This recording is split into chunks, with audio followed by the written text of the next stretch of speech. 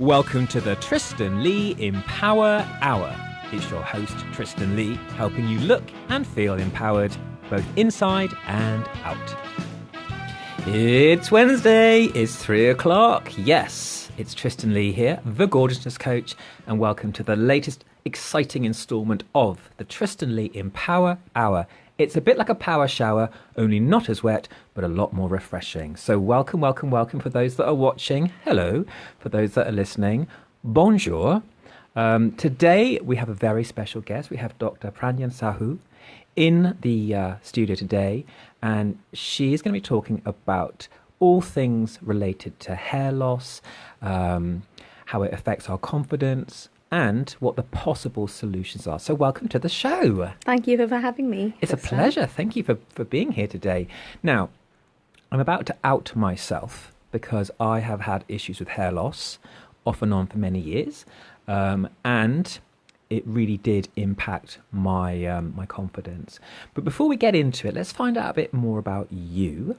So what is your background? What would you say your job title is, and how long have you been doing it for? So I have been doing hair transplants since 2014, end of 2014. I initially trained as a GP, but then I thought, no, this is my calling and this is what I want to do. And I enjoy it. That sounds good. James, sorry. I didn't. What are we looking at? Could you shut the door, please? Oh, of course. Yes, of course. Let me just 1 second. My bad. I forgot to shut the door. I wasn't sure whether you were sort of like just kind of winking at me or it was a nervous tick. It's live radio, guys. This is how we roll. So you went into, what prompted you to get into that aspect of medicine then? So you do see a lot of people attending with hair loss as a GP as well. And then I saw a family member as well going through hair loss. And one of my close friends does hair transplant surgery in India. So, looking at the results, just got that this is what I want to do. It's life-changing. Yeah, I imagine it must be very rewarding to help people. Is it mostly guys that you help? Yes, it is. It is mostly men, but we are now seeing women coming as well, but it's mostly men. Yes. So how long have you been doing that for? Since 2014. Wow, since you were like 17. I wish. That's called charm. So you've been doing it for quite some time. Have you noticed attitudes towards hair restoration surgery changing over the past few years? If Absolutely. So, why? Yes, the attitudes are changing now. People are more open about it. You will see a lot of people are actually talking openly about it. When in the past, people didn't want their pictures to be posted on the social media, or they were also quite shy of giving reviews. So people don't know that they've had a procedure. But I think now, since celebrities have come out, especially Wayne Rooney, they're openly talking about the procedure. He was very public about it, wasn't he? Yeah. Do you think there's quite a lot of shame about hair loss? Do you think guys really feel somehow, inadequate or embarrassed about hair loss? I think a lot of, from what I've seen, is a lot of people come in. Some it affects really badly. It can cause stress, anxiety. But it's often people see other people thinking about themselves as being vain. But I think they are. Yeah, I think, that I had hair loss surgery myself. Yes. A few years ago. For those that didn't know that, that's me being honest. When I started to lose my hair, there was still the consensus, it's just vanity to want to have your hair back. That's just part of getting older. Most people lose their hair, just accept it and shave it off. And I was not prepared to do that. Times have changed and attitudes have changed. Thank goodness, because actually if it affects your confidence, it can impact your mental health, so that's why we have you on the show today. So for those that are watching, you're thinking, is this a topic that concerns mental health? I think it really does, because there are lots of things that can affect our confidence. And as my work as the Gorgeousness Coach is a holistic approach. So when I help people, I'm talking about, their emotions. I'm talking about how they look, how they feel, what they eat, how they move. All those things together combined, make up someone's sense of their own, confidence, Absolutely. their own self-worth. I think if you look good, it builds up your confidence. Absolutely. So if you're watching, guys, Welcome, welcome, welcome. We have Dr. Pragyan Sahu here today. And we're talking about hair loss, the causes, the potential solutions to that. If you want to, contact us, you can. Or you want to follow us on social media, we are at Twitter, Instagram and Facebook at Men's Radio Station. That's station STN. If you're brave enough to phone up, we have a telephone number. Cue telephone number. 0203-290-4411. I love that.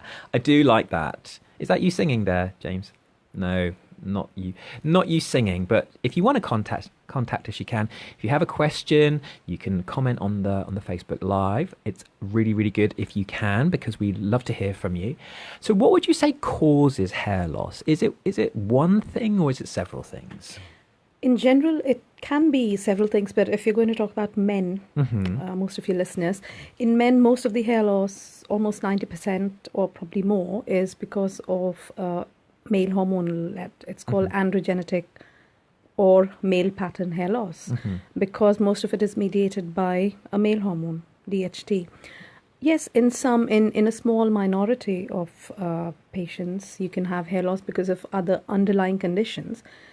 But mainly the patterned hair loss, where you get the typical M pattern and the thinning or the balding, the crown, and that those areas merge. That's very typical male pattern baldness. So people tend to lose it at the temple area first, don't they? Yes, and it the goes. Hairline. Yeah, the hairline recedes, and then. What's the average age you think that if you are going to lose your hair?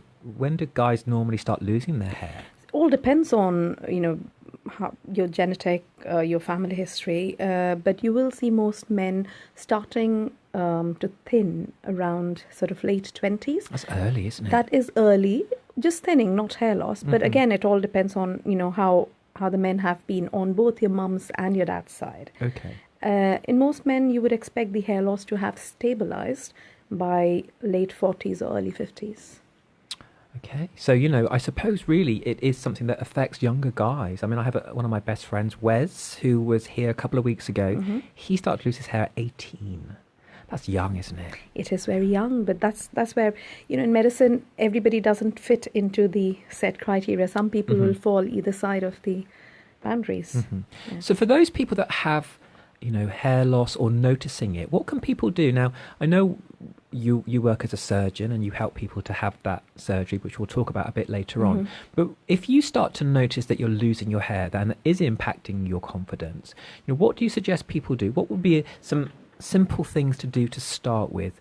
I think if you're very young, early 20s, 18, in your late teens, you can often go and speak to your hairdresser as a first line, and they can always advise you on styling your hair in ways where you can, hide the receding hairline.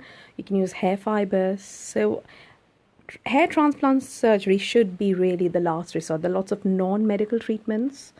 There are topical treatments where you can apply right. I think Regain is quite a common one. A lot of people would. So Regain, know. So that's normally in a shampoo, is it? Normally, or it's in a topical formulation, so you Okay. can apply it twice a day. You can get it from Amazon or any of the pharmacies. You don't need a prescription for that. okay, so that's over the counter. That's over the counter. And that contains minoxidil, doesn't it? That Okay. does contain. So what is minoxidil? minoxidil? Minoxidil in tablet form used to be a blood pressure medication. What it does, it opens up the blood supply, so it dilates the blood vessels, and it does not affect the hormonal pathways in any way. So people who are more worried about hormonal side effects, this is quite a safe alternative. It doesn't. It can delay the progression of hair loss. So if it's promoting sort of blood flow, that might Yes. make healthier hair follicles. Is that what we're saying? Yes, and it is FDA approved for male pattern hair loss. It's also used for women in a different There are, concentration. here's the thing. I think when I started my hair regaining process, there were lots of people out there offering magic solutions, and They and do, that don't really they? is annoying because the people that are looking to get their hair back, they're very vulnerable, and Yes, there are people out there absolutely. that want your money. And I tried some crazy stuff, I'm telling you, but there are things that have been proved to work. So things like minoxidil and things, I mean, again, medication is an option for people, but things. Absolutely. So tell us a bit more about finasteride or Propecia. What's your So thoughts on Propecia is that, a and brand name. how does that work? What you have to understand in medicine is that everything doesn't work for everybody. Mm-hmm. So there are a lot of people for whom finasteride or Propecia would work. Propecia is, as I said, a brand name. You can get finasteride, not Propecia, different brands doing the same thing. It basically works by blocking a hormonal pathway, so it stops the DHT working on the hair roots. So the DHT is a hormone that Male hormone. it drowns the hair follicle. Is that how you would describe it? It weakens the hair follicle, Yes. therefore thinning Shortens the hair, the hair and then hair life eventually cycle. kills the hair, doesn't Yes, it? Mhm. makes it fall out. So finasteride. Finasteride tends to be the stronger one out of the minoxidil because it's sort of, if you say, it's targeting the main Because cause. I've been taking that Yes. for many, many years. But I think a lot of people worry about the side effects. So what are the potential side effects? I know for all medication there are potential side effects. Absolutely. So again, we're not here today to recommend people do anything, but to give people options of At least they're aware, and then they can go and talk to because the doctors. I didn't know this. Again, I think more and more people are talking about this today. But for guys that are listening, and even ladies that are listening, we are hoping to at least have the conversation. There is no shame and there's no stigma. These days, it's something that you can potentially do something about, whether that's just using thickening lotions and potions, styling your hair differently, taking medication, and we will be talking Absolutely. about surgery. So what potential side effects could there be? So finasteride is only for men. Mm-hmm. I think the most, if you were to have a side effect, you're more likely to have sexual dysfunction, but it thankfully only affects a very small percentage of people who would take the tablets. So it would lower 2 your to 4%. libido. Is that what we're saying? It can reduce the libido. Okay. It can cause, erectile dysfunction. Mm-hmm. But if you have those side effects, you should stop the tablets immediately. Mm-hmm. I know now some companies have started to make it in a topical formulation. So instead of taking Okay. it in a tablet form, we have to get it from special pharmacies, and you can actually apply it on the scalp. Okay. I think a lot of people find a tablet really convenient, though, don't they? But Yes. still, I didn't know that. In terms of styling hair. Okay, yeah, yes. because of course, if you're putting some sort of lotion It on your gets hair, hard to. But the Regain foam formulation is Yeah. devoid of propylene glycol, which used to be in their liquid formulation. The foam formulation is better because a lot of people can actually style their hair better. Yeah. I've heard this from male and female patients both, so it's quite good. It's good to know things are moving on, because years ago people weren't talking about it. There was not much information about it. It was very confusing. I think it still can be confusing. That's why we have It's very you. daunting when you're in It this is. chair. And for those who have experienced hair loss or are experiencing it, and I've had, thankfully I'm very happy with my hair now, but I got to about the age of 34 and I'd always had quite lovely hair. Mm-hmm. And then I suddenly noticed where did my hairline go? It just, because hair loss for most people is very gradual. You don't necessarily notice it from one day to the next. My hairline had gone. And that for me, because I have, I like having certain hairstyles and I couldn't have them. So I just cut it really short and there was no information out there. But I had to work really hard to find the information because people weren't talking about it. But now again, people are talking about it with people coming, I don't say coming out, but coming forward and saying, I've had it done and there's nothing wrong with that. And even if it is vanity, so what? There's nothing wrong with that, is there? If it causes you a bit of concern or it impacts your confidence, why not do something about it? Often we're now seeing hair loss can actually start, cause anxiety rather than the other way around. It can cause anxiety and stress in a lot of people. Mm-hmm. Well, it's good news that we now have some options. So when it comes to surgery, there are different options now, but there used to be something that was called FUT, and now people There's still people still doing that. Yes. Okay, but most people now, we'll explain what these terms mean. But now most people, I would say, are having FUE. So what was FUT, and it's not as popular these days, is it? It's still popular Okay. if you're a suitable candidate for the procedure. FUT is, we're talking about strip excision. So where a strip of skin is excised from the back of your head, which is the donor area, and then it's given to the technicians. We separate hair grafts one by one. And this next stage, which is implanting the grafts into pre-made sites, that part of the process is similar, whether it's FUE or FUT. So FUT is strip procedure. For women, women often prefer to have FUT, even though it leaves a long linear scar in the back of your head. But women don't have to then shave their hair. Even for men who don't want to shave their hair, or for men with very curly hair, Afro-Caribbean hair, men and women both, that might be a better option compared to FUE. So FUE is so follicular unit extraction. Do you like how I did that? The new term is excision. Is it? Yes. We're still using follicular unit extraction, but the most up-to-date term is wow.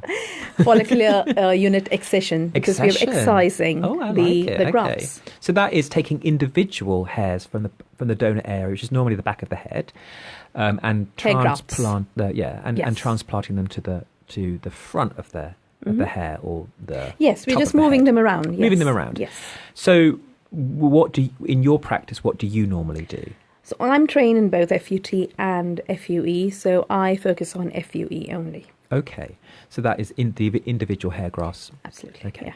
Which I have had myself. So the pros and cons of surgery. What would you say the main benefits of surgery are? Restores your confidence. It does restore your confidence. Yeah. You get your hairline is back. Your appearance changes. You look younger. In terms of side effects, I mean, that's the major, because people come in because it's affecting their confidence, their appearance changing. So that's what you gain from it, and it stays for life if it's done properly. If you do have surgery, you would need to take medication though to keep that hair, or would you not? You wouldn't, because it's supposed to be taken from the back of your hair, back of your scalp, which is the permanent zone or the donor area. So we expect the hairs in this part of your scalp to be resistant to the effects of the male hormone. Okay, because that hair is resistant, not so much where you put it. Is exactly, that right? The roots, yes. If you see people in the 60s and 70s, you'll often see people, they're bald on the top, but they've got this C ring of hair in the back. Yes. What we can't predict when we see patients in consultations is how thin or how thick that donor area is going to be. So when you do hair transplants, we always think the worst case scenario and take as little as possible. So what would you say the downsides are? For people, I'm not saying people should have surgery. For those that are listening, welcome. We're talking about hair loss today. It's Tristan Lee, the Gorgeous Coach, on the Tristan Lee Empower Hour. There are some downsides to surgery, because this isn't, it's not an extreme medical procedure, but it still involves having injections into your head, potentially having a slice of your scalp taken away. Yes. This is every procedure, however minor or major, that's the whole point of doing the consent form and doing proper consultations. You can have side effects from the surgery, whether it's FUE or FUT. The main difference is the scar. Okay. So FUE, a lot of people think it's a scarless surgery. That's not true. You are left with tiny dot-like scars, depending on the punch site. So you are left with scars. Infection can happen, even though scalp has got a very rich blood supply, so it heals really well. But if you go to somewhere where they haven't taken, it's not clean. It's supposed to be clean surgery. It's not clean. You're putting yourself at risk of infection. Yeah. If you put too many grafts in a very little space, you can the grafts can die, but you can also compromise the blood supply of the skin of the scalp itself, which can cause necrosis. Necrosis, that when the flesh Dead. dies. Yes, which exactly. is not ideal, is it? You can have reactions to the anesthetics. Okay. Because there's a bit more to it. I think people assume because it's just on your head and it's just moving a few hairs around that it's kind of... Because you're not put to sleep, usually, so true. People assume that it's a very minor surgery. Yeah. For me, when I had it done, it was, for me, quite traumatic, really, because you're having, injections into your hair. Multiple injections. They were very painful, let me tell you. Yes. But when the head was numb and they took the individual hairs out, that wasn't so bad. But the whole process of it healing and the hairs growing back took, And the whole process of lying down for so many hours. Yeah, got it. Yeah, I wouldn't want to go through it again. But however, there are some, huge benefits from doing it. So guys, if you're just watching or you're listening and you want to know what is going on or how you can be in touch with us or follow us on social media, it's Men's Radio Station on Twitter, Instagram and Facebook. And you can always give us a call if you want, if you're brave enough, if you want to ask Pranjan a question about hair loss or hair surgery. We're going to give out her details towards the end of the show. But what's our contact telephone number, James? 0203-290-4411. Yes, it sounds like Muppets singing. Is it Muppets? And that's just my little nickname for you, James. My little Muppet. So we do know that hair surgery, is something to make sure you do your research for. So if we were looking to have hair restoration surgery, what would you recommend people look for in a surgeon or in a clinic? I think this should be a checklist. First thing, you need to make sure the consultation you go in for is with a hair transplant surgeon, not a salesperson. Yes. When you go into a hospital for any procedure, you're not seeing a receptionist or a non-medical person. You are being consented or you're being told about the procedure by the consultant or the doctor who will be doing the procedure. Why should it be any different for hair transplant surgery? I went when I was considering it a few years ago. I kind of did my research and I found a company, they were offering a really, really good deal. And I kind of was a bit skeptical and I went along and it was a salesperson. They're like, right, we can do this. It wasn't a lot of money. And I said, I kind of just wasn't feeling the vibe because I thought, first of all, this guy is like 19, nothing wrong with 19-year-olds. But I thought, nothing about hair loss.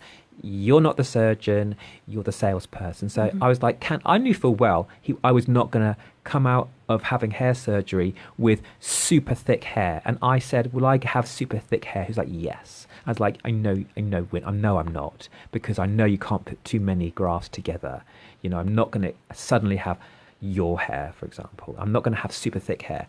It's going to look better. But so basically don't take advice from a salesperson. You really want to have someone who's really involved with the procedure. Somebody who is able to do the procedure should be the person who is consulting. Absolutely. And they should be the person who is doing consent forms.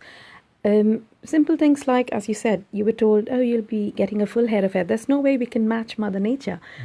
We can try and aspire towards it, but normally people will have between 70 to 100 grafts hair in a centimeter square. We can probably go up to 30, 40, 50.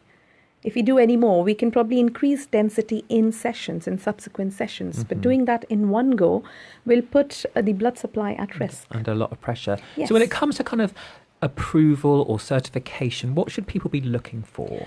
So for the clinics, you need to go to a clinic. You need to make sure it's CQC registered. CQC is Care Quality Commission, which regulates all the health activities in the United Kingdom. So you need to make sure that the clinic is registered. That would make sure that you're going into a clinic, it's been inspected and everything is in order. You're going to the safe premises. Are there clinics that aren't registered? Yes, they are. How's that possible? What's that about? Everything's possible. Is this not a regulated thing? Is it? Is it a bit like cosmetic surgery? There aren't that many regulations. I don't know much about that. It's in the aesthetic industry. This is it's not a new procedure anymore, but there are lots of, because it's a comparatively easy procedure to do. There are technicalities which a lot of people do not understand, but you will see a lot of hair transplant clinics springing out everywhere. But some clinics were not registered a few years ago. There might be some now. I'm not sure. I did know a few years ago. So it needs to be registered. Remind me of what that... It's CQC, Care Quality Commission. Okay. Yes. And what else should people be looking for? I think you need to be looking at the surgeon. They should be registered in under the General Medical Council. It means they are licensed and registered under the GMC, so they've got the rights to work. You can look up their qualifications. If they are members of certain hair restoration societies, there's a British Hair Restoration Society. There's an international hair restoration society, so you can look up that. So, I mean, I think what people, I would always encourage people to really do your research. If you're going to spend a decent amount of money, hair restoration surgery isn't cheap. It's getting more affordable, I think. Yes, However, this is something that you don't want to go wrong. So a little bit of research, a little bit of forethought goes a long way, doesn't it? So that you know that the person who you're dealing with really knows what you're doing, because you want the best result, don't you? Yes, and if you're not sure, go and meet the surgeon, have a chat with them, have a face-to-face consultation, ask as many questions as you ask, and don't feel shy of asking who is going to do what part of procedures, because legally, technicians are not supposed to be doing excisions. There are clinics, a lot of clinics, where technicians are doing the parts of the procedure which is supposed to be done by the surgeon. Okay. So you don't feel shy. You're paying the money. Go and ask the surgeon who is going to be doing the excision, who is going to do this, who is going to do that. Yeah, I'll tell you one of the things I did. I went onto YouTube and I was like, best advice for hair surgery, and I got all these tips and hints, put them together, and I'm an asking question kind of ginger. So I was like, so who's doing this? What kind of grass are you using? How do you do this? And I was really, for me, what I don't want people to do is just wing it and go, well, I'll just turn up and it doesn't really matter. This is important. We would really suggest, so if you are listening and if you're thinking about doing this, really do your diligence. Really ask the questions. Who's doing my surgery? Is this clinic accredited? What are your qualifications? Now, you can do that in a nice way. Yes. But it's proactive, isn't it? Absolutely. Because sadly, there are maybe clinics out there that aren't as good as other clinics. There will be always, you can always compare, but also what people need to understand is you've got a finite number of grafts. Mm-hmm.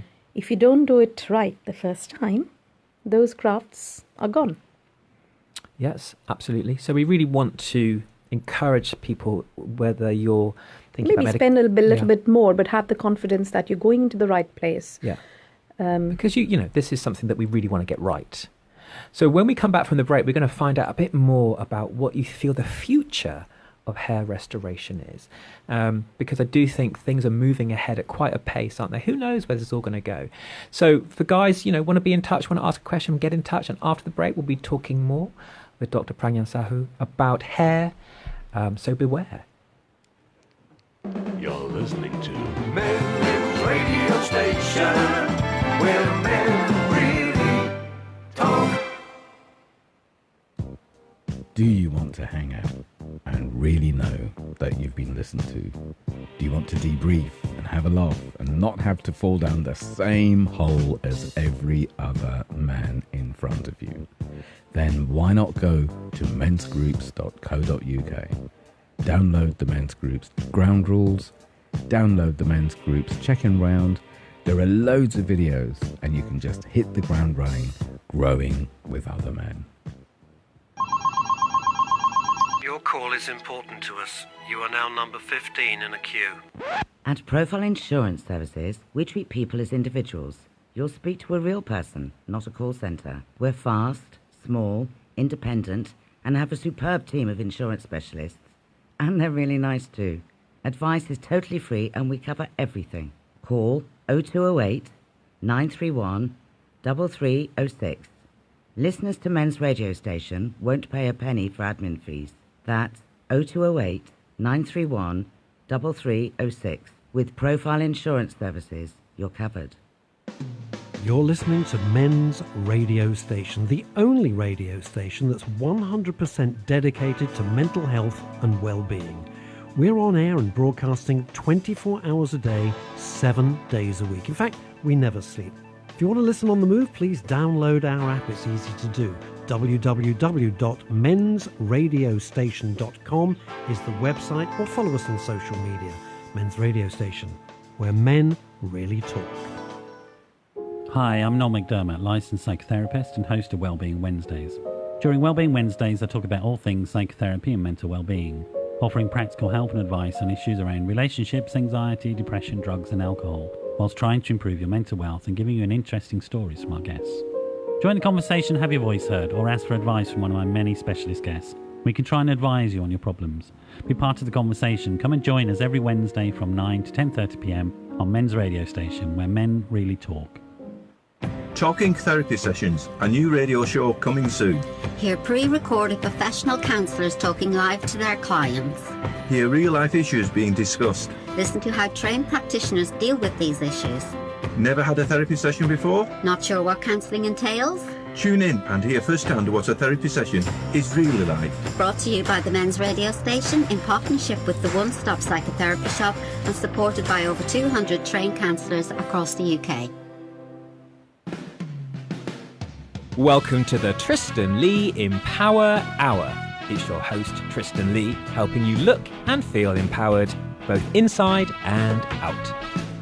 I love this music. It's kind of almost like burlesque, isn't it? I feel like I should have like a bra with tassels on. But maybe I'll wait till the weekend. Yes, it is. Thank you. Thank you guys for tuning in. It's Tristan Lee here, the gorgeousness coach. There is no other. It is the Tristan Lee Empower Hour. We have Dr. Pranyan Sahu here today. We're talking about hair loss, the causes, the potential solutions. It's all good news. Now, you may be thinking, why are we talking about hair loss on a mental health radio station? Well, because I think it can really impact people's confidence. You know, it may not cause huge amount of emotional trauma, but for me personally, it got me, I felt quite depressed about it because, you know, that it is almost somehow a loss of identity. It can really impact how you look and how you feel. And we do know there is a relationship between those two things. If there's something that we can do to make a difference, then why not?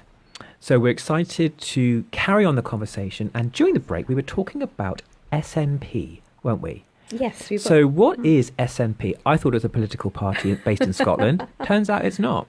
It's M for mother. So it's a scalp micropigmentation. Okay, so scalp micropigmentation. Okay, yes. Interesting. So it's basically medical tattoo on the scalp, as the name suggests. Mm-hmm. It's pigment is deposited into very superficial layers of the skin. Okay. Trying to imitate hair follicles. So these will be little dots. Yes, they are little dots. Mm-hmm. In people who've completely lost the hair, it can be used to give a shaved look. Okay. Or it can also be used to build up density. I quite like the second indication. Really looks, the results look very impressive. So that would be obviously an option for people, that if you have areas of kind of white scalp, which I think a lot of people struggle with, thinning hair, that does this fade over time, or how does it work? So the pigments do fade over time. So the it's body's semi-permanent? it's semi-permanent, and you might need it topped up. Again, depends on your body's immune system, how quickly they eat up the pigment, but it can vary between 3 to 5 years, sometimes a bit longer. I had my eyebrows done. I had That's my eyebrows slightly different. Okay, but I had microblading on my eyebrows. So because I have very fair eyebrows and very quite thin eyebrows, to give my eyebrows a little bit more of a denser look. That, I've never had it done, but that is, I understand you need local anesthetic for that. Topical anesthetic for that. Okay. It can be quite painful. Yes, it can be. But SMP, most people do not need any anesthetic. It's quite painless. So you, ideally, I imagine you colour match? Yes. Because it would be difficult if you had blonde hair and you put black dots. No, you have to colour match. Lots of pigments. The colour is matched. Something I think I might be doing. And a lot of young people who I see, maybe in the 20s, they come in with thinning in the crown area. You don't really want to take them in and do a crown transplant because they're very young. Mm-hmm. And if you feel that they might progress into a very, they might end up losing hair in the front as well, you don't want to use their grafts for the back in the very beginning. Sure. You want to save that for later. So that might be a step for people who are beginning. To buy more time, buy more time before, absolutely. because as we said earlier, we really don't want to encourage people to go straight into surgery. That should be the last resort. This should be, I think people should just be aware of what's happening with their hairline. If my personal trainer, Chris, is watching or listening, hello, Chris. We've been talking about this, just be aware of your hairline. Some people are just not that bothered about losing their hair. I think most people, if they're honest, guys I'm talking about, aren't thrilled about the idea. Some people are quite, a good friend of mine, as mentioned earlier, Wes, he just shaved it off and he was fine with it and looks really good. If I shaved my hair off, and I have, it's not a good look for me. I prefer to have hair. So whatever your views are about it. Bald can be beautiful. Yeah, it can be. I prefer quiff is where it's at. One of my nicknames is Quifton. Did you know that? No, I didn't. Well, there it is. Now I do. So guys, thanks for tuning in. We are talking about hair loss, and SNP is... SMP? SMP. Yeah. I keep it's got not the Scottish National Party. I mustn't get those two confused, because if I go to your clinic and come out wearing a kilt, I know that I've kind of asked for the wrong thing. I'm actually really interested in that. I think I'm booking in for a consultation. There we go. See, so let's talk about disguising hair. Now, you talked about hair fibers before and maybe hair camouflage. I have been, I sometimes use keratin fibers. Yes, that's the most common one. Okay, so how does that work? So it's sticky fibers. It just tries to imitate the. So you color match again, and it tries to imitate the hair. So it's almost like a kind of coloured talcum powder. Absolutely, yeah. That actually you tap onto the hair to maybe onto the thinning or areas of baldness, and maybe the pale scalp areas where you can give the illusion of maybe having a bit more hair. So people also use colour, like dry colour to. Okay. So there are things you can do. Density. There are things you can do. And I think most people don't know those things. I mean, for me, I'd always recommend people, keep your hair nice and clean. Dry hair, clean hair usually looks thicker. There's a myth. A lot of people come in asking me that, is it true that if I wash my hair every day, I'm going to lose more hair? That is not true. Clean hair is better. But it's normal for people to lose between 50 to 100 strands of hair a day. That's normal. Yes, God, yes. I really don't it want can to vary lose depending that. on the hair cycle. Okay. Are there certain hair colours that lose hair quicker? Is that a really dumb question? I do not think so. Because I heard ginger people lose them. I don't think that's true. But did you know that my family are from Iceland? Did you know that, guys? Yes, No. you did. I do sometimes just pull that out of the bag to make me sound a bit more exotic. But apparently I heard ginger... Different races, different ethnicities, that would affect the hair texture, how your hair is, but rather not than... how you lose it. Yeah. What do you think the future of hair loss is? I mean, I read things about stem cell stuff and... Stem cell... what does that mean? And what do you think that's going to be about? Stem Because things cells are moving ahead. already...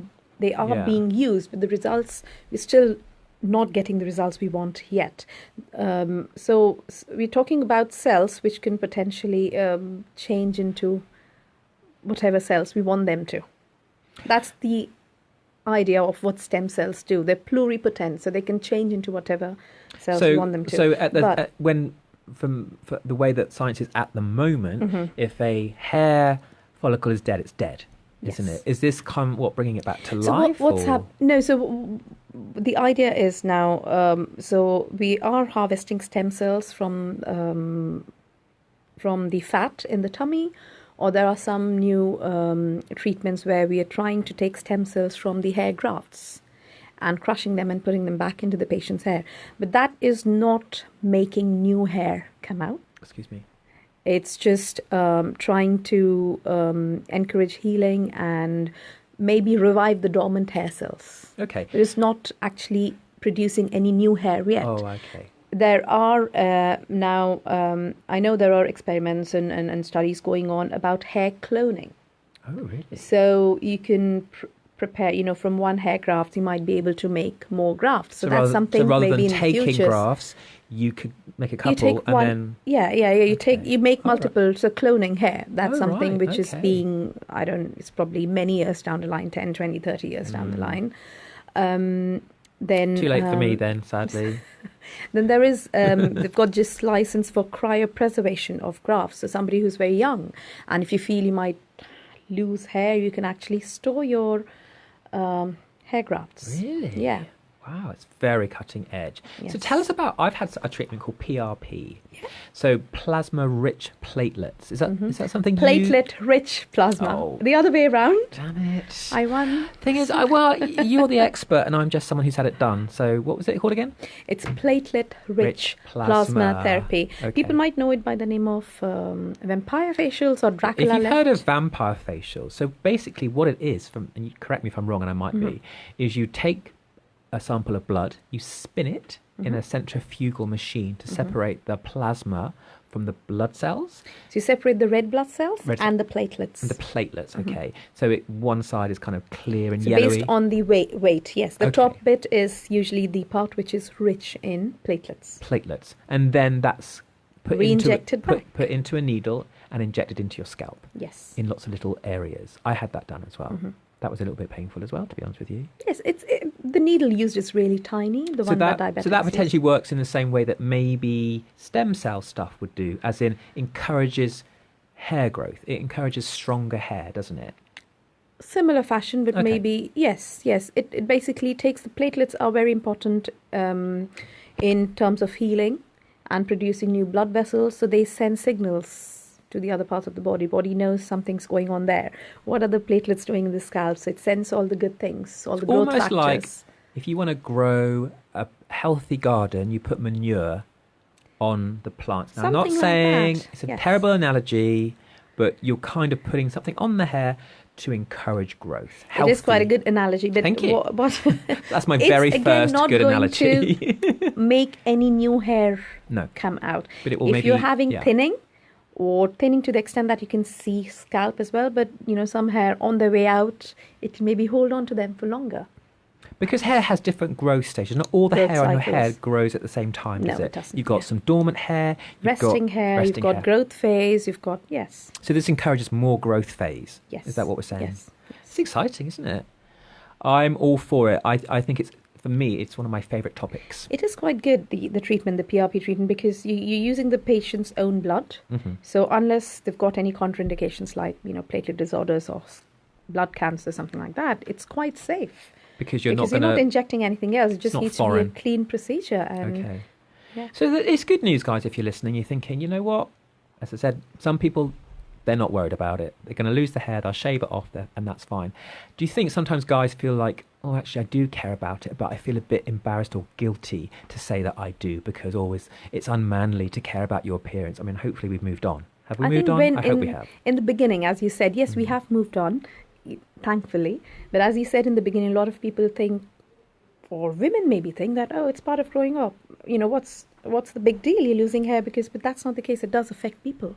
There's always people that say that don't have hair loss, let me tell you. It's like, Most- oh, don't worry about it. It's fine. I'm like, have you ever had hair loss? Have you ever been affected by it? No. Okay, then shush. I would like to add another thing for people who are already using Regain or minoxidil at home. Okay. They can also add a home use derma roller. They can buy it online. Okay, good and one. Yes. just it's not maybe 0.25 millimeters. You don't need So an I anesthetic for have that. derma rolling on my face, which is a whole nother episode. But so microneedling or derma rolling, same kind of thing. So what is Yes. that? Because that's another...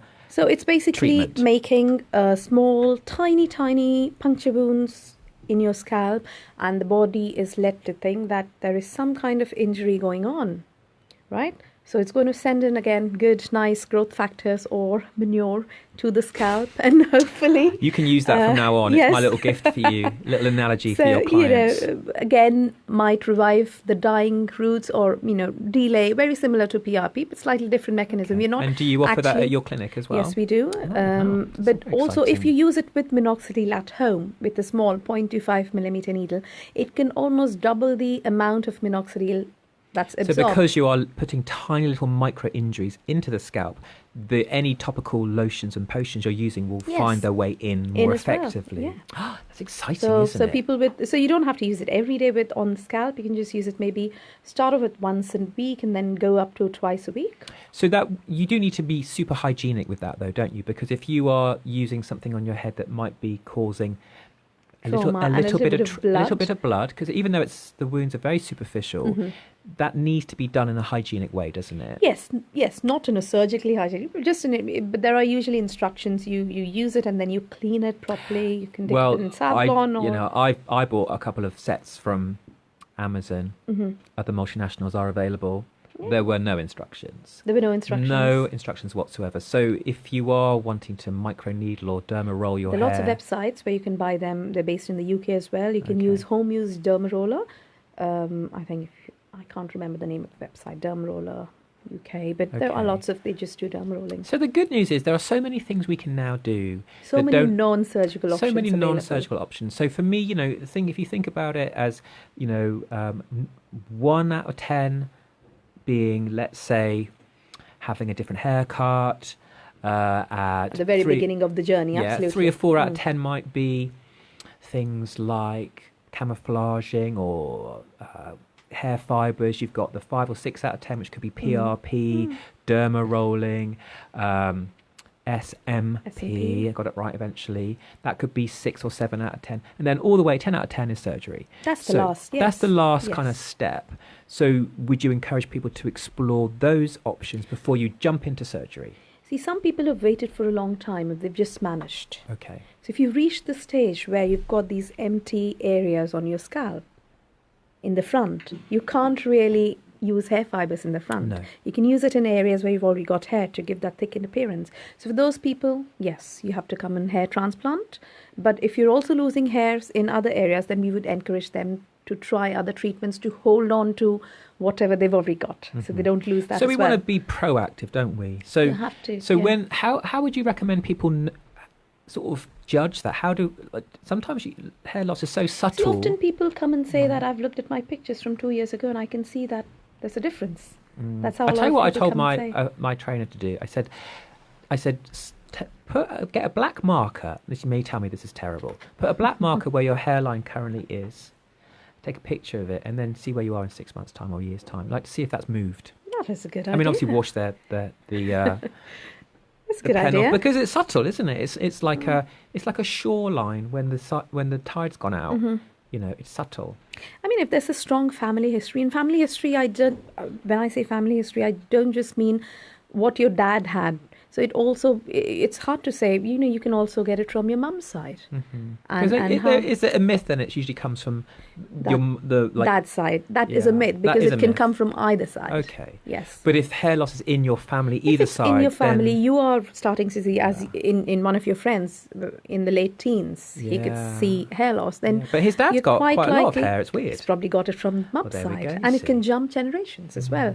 So sure. if you're seeing early signs of hair loss, then take action now. So the whole point is delaying hair transplant for as long as you can, because there are ways to do that. Fine if you don't if you have reactions to the non-surgical treatments, you've tried everything, that's fine. But it makes sense to try the non-surgical options first because they've got less risk than hair transplant surgery. It's good advice.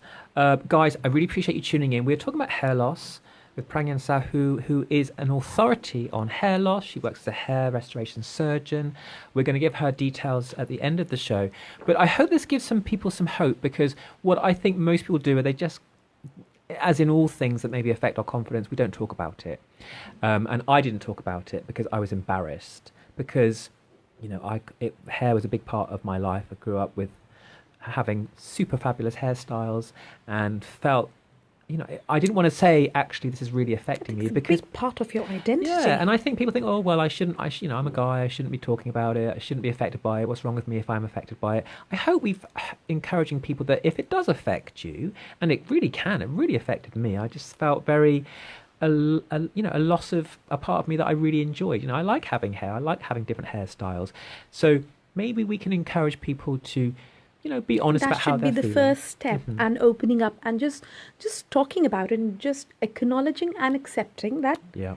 this is a problem for you. For some it might not be, bald is beautiful for some people, it's fine. But if you acknowledge and talk about it, it's easier for you to accept. And then once you accept, you can take action. So maybe less embarrassment and a bit more action could be the way forward.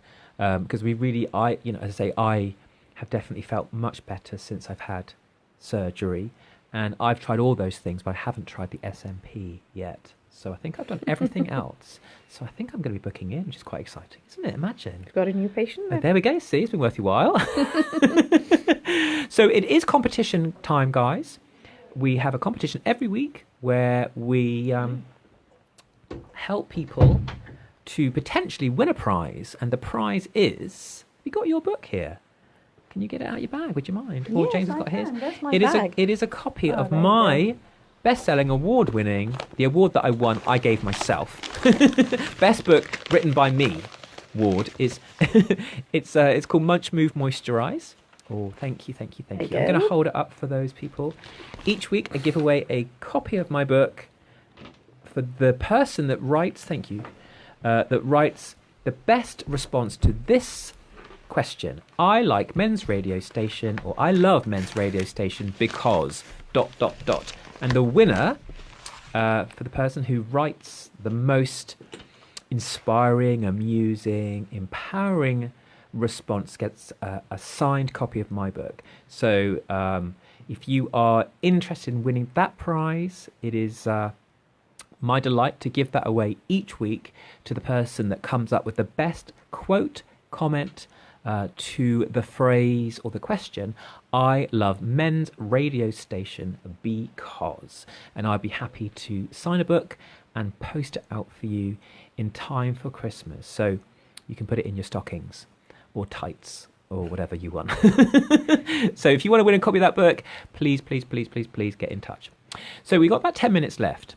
I really want to just maybe round up some of the things that we can take away from today, because I think it's just such an important conversation that we do know in the age of social media. I think human beings have always been concerned by how they look.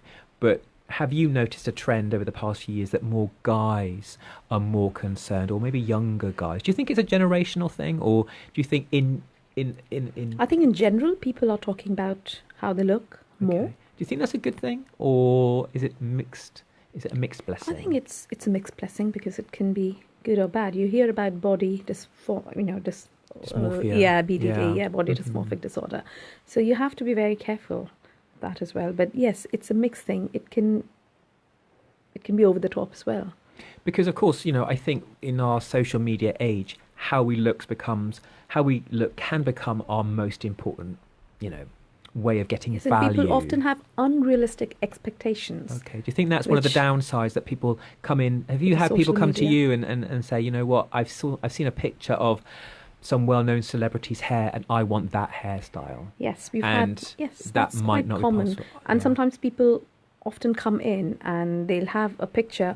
Can I get a hairline like that? And you can easily see that the hairline looks abnormal. It looks very artificial. Yeah. And you tell them that you're very young now. I'm sorry, I can't do that because that's very unnatural. You wouldn't want to. It looks like a barcode. It's like you can say like a comb. The hairline looks very artificial, like a straight line.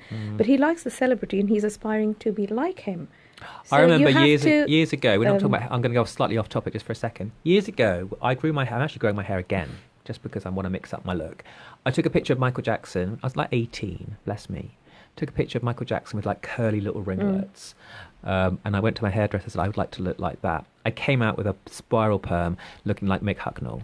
It's a shame. I love Mick Hucknall. If Mick is listening, a ginger brother. But people do sometimes, I know it happens a lot with, let's say, cosmetic surgery. People take a picture of Jennifer Aniston or someone and say, I like to look like this. Yeah. And it's unrealistic. So do you say to people, I can't do that? We have had to often, not often, thankfully, but sometimes, yes, we do say, sorry, we can't do the surgery. You're in your 20s now. Firstly, you're too young. We can't do the surgery. Maybe when you're 30s or 40s, you're going to come back and say, why did you do that? Why didn't you advise me? Yes, it does happen.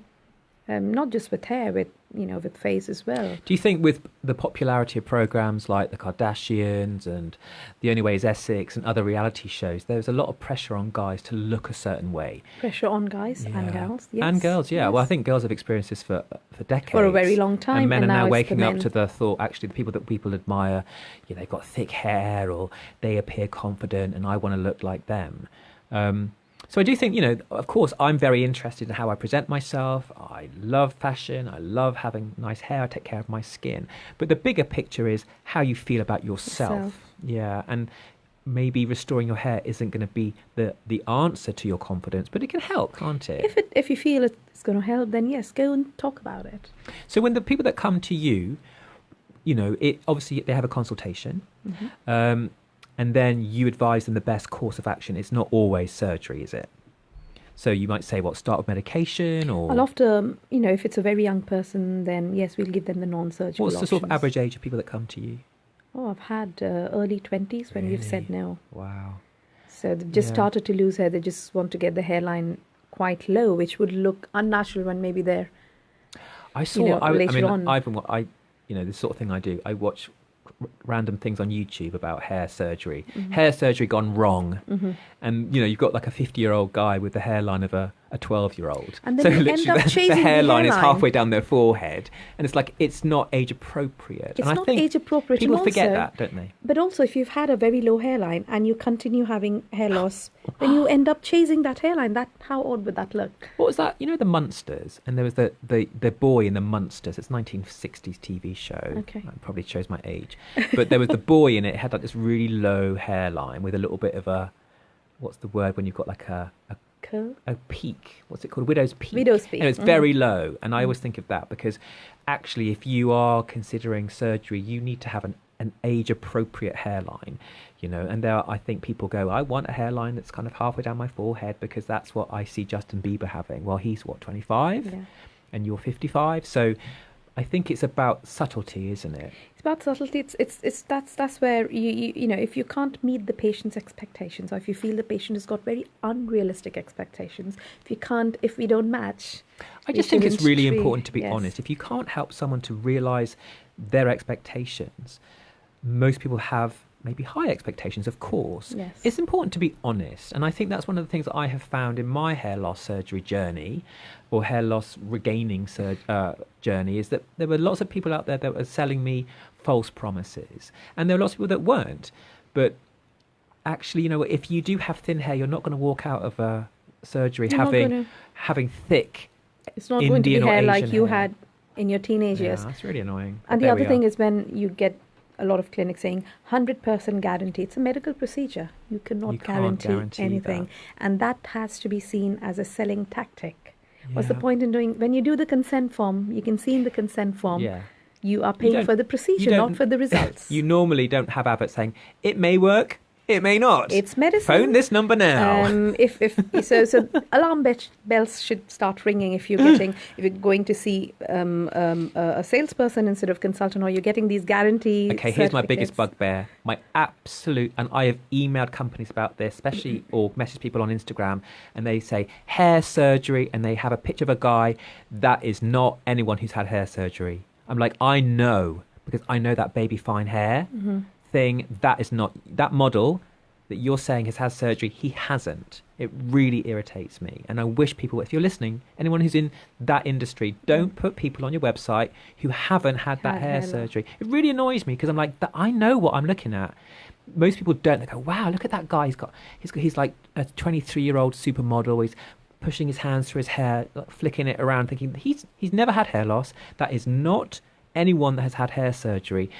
It really irritates me. That's my little rant.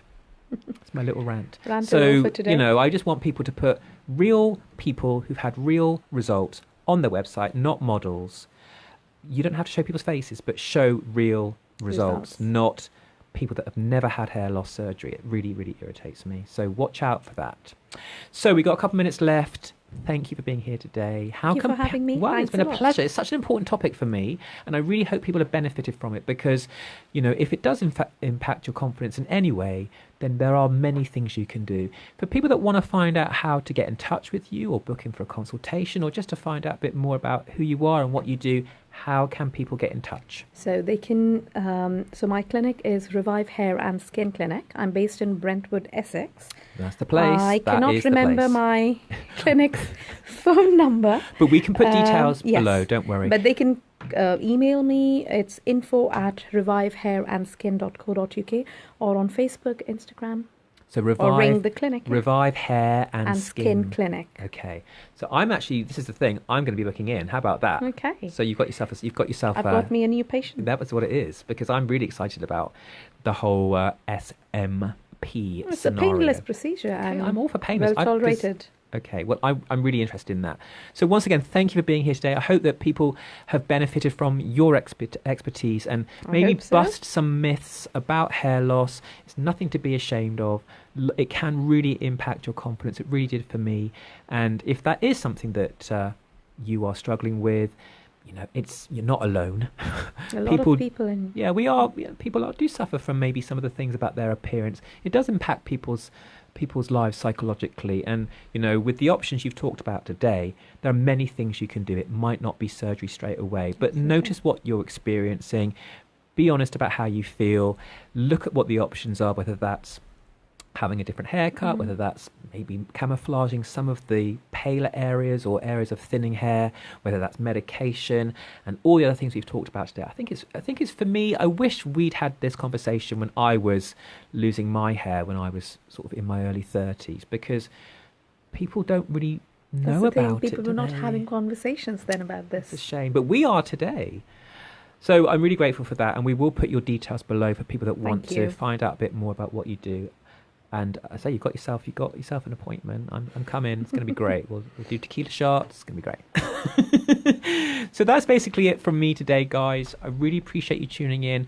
Again, don't forget, if you want to win a copy of my book, Munch, Move, Moisturise, How to Age Gorgeously in Your 30s, 40s, 50s and beyond, all you got to do is leave a comment to this question.